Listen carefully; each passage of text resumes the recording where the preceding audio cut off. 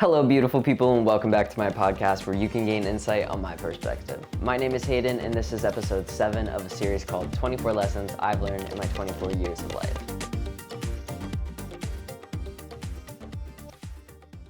Title of this video, Movement is Medicine. Where did I even learn this term? Well, last year I decided to step out of my comfort zone and work with a personal trainer. I decided to invest in this personal trainer because he was catering specifically towards my personal needs versus I have been looking at overall generalized workout plans for the last several years and not understanding why I was feeling pain from doing them, and not the soreness of muscles. I had shooting pains, burning pains, not burning after you push yourself through a workout and you're starting to feel the soreness burning like I had tendons that were on fire, like literal flames running through certain parts of my body, like when I was experiencing pain. And so I told my personal trainer at the time, hey, I'm feeling pain in all these areas of my body, and I looked at what you do, and it's so different from what I've been taught or what I've learned. Are we actually going to be able to relieve the pain and fix my posture and alignment and all these things? With the most confidence, this man said, absolutely. I instilled my trust in him. And I said, okay, let's do this. And he goes, okay, you have to commit to doing this because you are the only person that can change yourself. He goes, I can merely tell you what to do. If you don't do what I'm suggesting you do, you're not going to reach the point in which you want to get to. You're spending your money on this. You're taking it seriously. You're investing in this. So it is entirely up to you whether you do what I say or not. You see the results from other clients, so you know what your body is capable of. So you make that decision and lock in. I locked in right then and there because I was tired of being in pain and I have goals I want to reach. I want to do anything I can to get to them. So I signed up for his personal custom program, and it was a 10-week program. Literally on like week 2 or less than week 2, my posture and alignment was so great. My posture and alignment became something that I never thought I could reach. And I actually got taller, and I felt taller, and I felt good, and I felt, my chest out, my head up. And he taught me that growing up, if you were talked down upon, if you weren't being like seen or heard, or you're insecure, you're hunched over. And as a trans guy myself, I was always hunched over anyway, trying to make my chest look smaller growing up. Overall, my posture sucked because I was hunched over. Then obviously technology came out, we're all hunched over at computers, so that also does not help. So there were so many things tied into that. And an important thing that Rufio taught me, why I was so hunched over, is because all my emotions and feelings were right here, like connected to my heart. Everything's tied in. So all my muscles were going into protect this area of my body. That caused me to be hunched over, and my muscles all tense here. So we worked on loosening those up and opening up my chest, and my ribs were super crushed. My ribs were so crushed because I was binding for a few years, and when you're binding, it is constricting your body and you're taking short and shallow breaths. Taking short and shallow breaths leads to anxiety, and I was a very anxious person. And also, I was using nicotine at the time. There were so many things I was doing to destroy my body. I was like, oh, well, I'm eating relatively healthy and I'm being active, so like, is that not taking care of my body? Well, you gotta start somewhere. Through this program, I mentioned all the pain that I felt in my body, and we tackled it. I continued training with him until I got to the point where, okay, I can do this on my own now. We still chat with one another on occasion, we still follow and support one another, and I still learn from him. And I also found other people that I learned from and grow from, and there's other ideas that maybe he hadn't acknowledged that other people did, or vice versa. So I learned a lot within the past year of seeing movement as medicine. I'm so passionate about it because had I known all of this when I was a kid, it could have prevented so many injuries. I have never broken a bone, knock on wood, but I felt so much pain all throughout my body. I lacked the confidence and knowledge to do anything about it or to even ask for help. A lot of the times I found myself complaining about how much pain I was in and The adults around you as a kid will tell you, oh, you're too young to feel that type of pain. Then our pain is being dismissed and not addressed, and then it leads to future issues. So parents, please listen to the kids if they're expressing pain to you. It's a very serious thing. So yeah, I've learned so much about the importance of stretching and staying mobile and how it improves your longevity and helps with your joints and just releases any pain that is in your body. I said this in a previous podcast, your muscles hold emotions in them. So if you are stuck mentally, you are stuck somewhere physically as well. Until you relieve the mental block of feeling stuck, then it starts to loosen up throughout your body. But you can do that through moving around. Allow yourself to feel what you want to feel. Don't suppress it. Don't suppress it.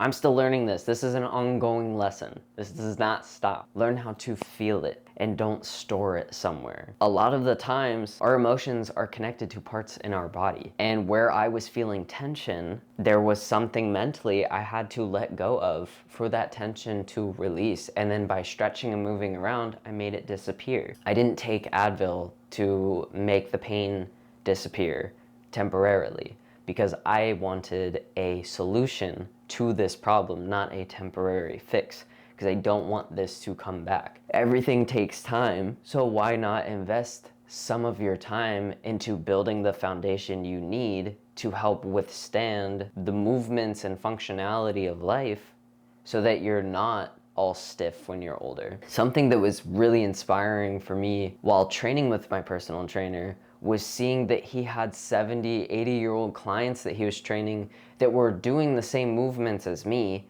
and they expressed that they're not feeling pain because they're moving around. People their age are not moving. All of my grandparents that are alive right now are being active still in their 70s. I think that's wonderful, and that's something that they have stuck true to. Both of my grandmas go for walks. My grandpa works out. I think that's amazing that they're consciously taking care of themselves at that age. Whereas I see so many other people that are not. Now, living in Florida, a lot of older folks retire down here. And I do see a lot of fit older people around this area. But I also see a lot of people that are immobile and they're experiencing a lot of joint pain and just lots of pain all throughout their body. I even hear my grandma talk about some of her friends that can't even move, and there are mental blocks preventing them from moving. They're telling themselves they can't move, or they're very depressed and they're telling themselves, well, I can't move my body. Well, I can't work out. I can't do this. Start off by doing what works best for you that is going to get you to where you need to be. These people that are stuck and immobile and in pain think the only way is to start working out, which that's not true. You do not need to just start working out. All you need to do is to move and not stay stuck. Listen to your body.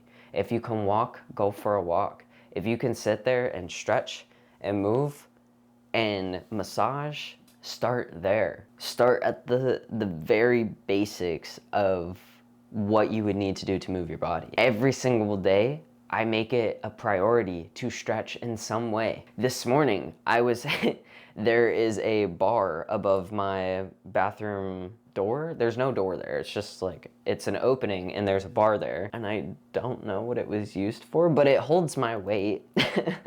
It's got some strong screws in it and it holds my weight. I think you can hang stuff on it. I think that's why it's there, but we don't really use it. I'll hang on that in the morning. Just this morning, as my dad and his wife are getting ready, I'm hanging there talking to my dad. Like, I'm stretching because I was crunched up in my sleep. Sometimes I sleep on my back, sometimes I sleep, it just depends. So right when I wake up, I stretch. If I take Max out, I go to my little gym outside and I hang on my pull-up bar and stretch it out. For those of you who are listening, I am holding a foam roller. I use a foam roller every single day. I roll out my back, I roll out my muscles. One thing that my personal trainer also taught me how to use was a tennis ball, which my feet needed something a little bit harder. So he recommended a lacrosse ball. So I bought a lacrosse ball and I started rolling out my feet every day. Lo and behold, the pain in my feet went away. I started working on stretching and flexing and moving my ankles. I built a foundation around ensuring that all my muscles are awake and strong, and then I can get into my strength training and stuff that I have catered specifically towards what I want to work on, my personal interests. And I emphasize my personal interests because what I do might not be something that somebody else wants to do. I'm not the type of person that wants to force a specific lifestyle on you or encourage a very specific lifestyle on you. From my experience, as I'm telling you guys, this is what worked for me, and this is what I see a lot of people working on. But a lot of people now are just learning about functional mobility. And the people that have went to school and trained to become physical therapists are like, finally people are learning this stuff. But also, like, they spend a lot of money to learn what they're doing, and they make money for teaching people how to recover their muscles and stretch them and work them. This hasn't always been public knowledge. People like to gatekeep information that works, and that works for a majority. It sucks in a way in which that's kind of how the cookie crumbles right now. But I love that the people that are learning this stuff are willing to share to help benefit other people's lives. Because working with Rufio had improved my life tenfold, because it encouraged me to go into my own research and find even more ways to specifically cater to my body's needs. I have learned through trial and error what works and doesn't work. There were some exercises that made me very upset, and that's because there are certain emotions being held in the muscles that I'm stretching, and he explained to me why I might be feeling those emotions as I'm stretching these parts of my body that are super tight, super tense. I could not even fit everything I have learned about the importance of stretching and moving your body into one video. The amount of knowledge that I have retained from working with a personal trainer, learning from others, has just combined into like this entire academy in my head of very specific needs and very specific things to do for your body. And it's something I'm passionate about. I don't feel passionate enough that like I want to train other people in this aspect. I myself don't feel that I need to become a personal trainer. I enjoy letting other people know that the help is there. When you're feeling any type of emotion, you're feeling it in your body. So you might as well move. People dance when they're happy. People dance when they're angry. People stomp when they're angry. People go for a run when they're angry or they're anxious. People take a walk when they're stressed. This is how moving around correlates with your emotions. And you can release emotions and you can feel emotions by moving around. And I think that is... Loki just made me emotional when I just said that, because each and every day I am the type of person that focuses on a lot of the beauty in life versus the terrible, awful things that happen on a day-to-day basis. But saying that, it just shows how beautiful life is and how we are so connected. We're just so connected in so many ways, and it's so beautiful, and I really hope that someday more people see that, because it's so incredible. It's like seeing life with a pair of 3D glasses, but not everybody has a pair of 3D glasses, you know? If you don't want to move around for fitness or for running or any of the things that don't interest you, maybe consider moving just for your health, for your functionality. I personally don't want to not be able to wipe my own ass when I'm older because my arm is too stiff, or because I injured it and I didn't take the necessary precautions to stretch my body. When I'm older, I want to be able to still run and ride my bike and work out and do yoga and swim and do all the things that bring me joy and that help my body feel good. I don't ever want to not be able to jump on a trampoline. Jumping on trampolines are so fun. I even hung out with people my age and we went to a trampoline park recently, and that was super healing for my inner child or inner teen, because that is something I did as a teen. I went to trampoline parks. It made me really happy because I love moving around like that. There's something about jumping on a trampoline that brings so much joy. You're also exercising, and it's a fun way to exercise. It's really cool to have people in my life that are similar in age, that aren't afraid to go and try things that you did as a kid, or play in ways that you did as a kid. Something I was really embarrassed about was like throwing the football on the beach. Like, as an adult, don't know why. I know adults play sports. Weird insecurity. Movement is healing. I'm taking care of myself now so that I can reap the rewards both now and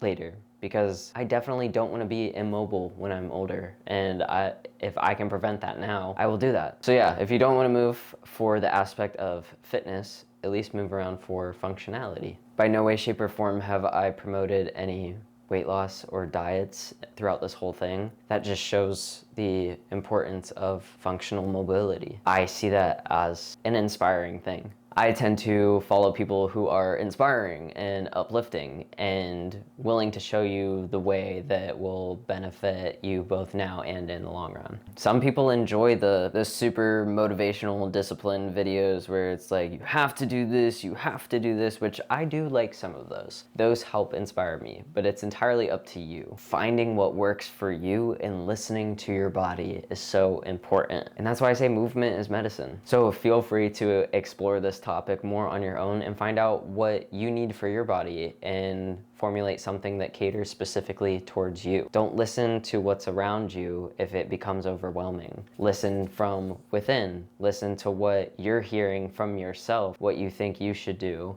and if it's right for you. That is all I have for you guys today. Thank you so much for tuning into today's episode of this podcast. If you're listening on Spotify or Apple Podcasts, leave me a rating and review if you'd like. If there's anything you guys want me to address specifically, catered to you guys in any of these episodes, let me know. I'd be happy to answer them, maybe do a little Q&A, do a bonus episode. I would love to interact more with you guys. So if you feel that this has reached you in some way or positively impacted you in some way, any feedback is appreciated. I just want to thank you guys so much for tuning in today and listening, and I hope to see you guys tuning in to next week's episode. Have a great day.